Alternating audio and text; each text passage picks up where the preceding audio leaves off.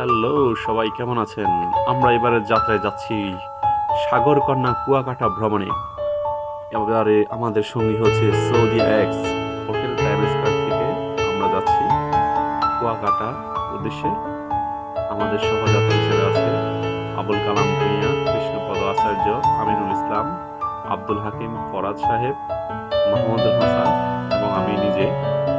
তো আমাদের যাত্রা শুরু হচ্ছে হোটেল টাইম স্কয়ার ১৪ কুমিল্লা হতে।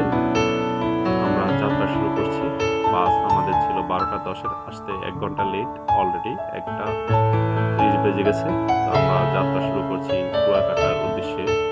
বাস কিছুক্ষণের মধ্যে ছেড়ে যাবে কুয়াকাটার উদ্দেশ্যে। তো আসলে রাস্তায় অনেক জ্যাম ছিল, যে কারণে ঢাকা আসতে আসতে সকাল হয়ে গেছে।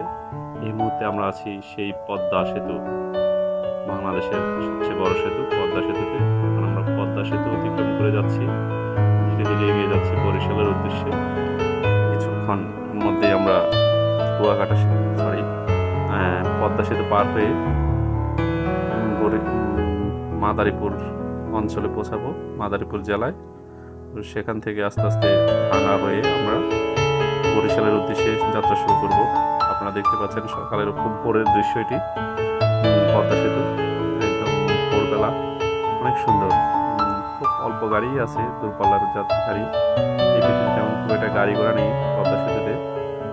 এবং পদ্মা সেতুর যে দৃশ্য, আমি গাড়ির গ্লাস দিয়ে ভিডিও করছি, আপনারা দেখতে পাচ্ছেন। পদ্মা সেতু সকালের পরিবেশ, মনোরম পরিবেশ। মাঝে মাঝে দু একটা গাড়ি যাচ্ছে আসছে।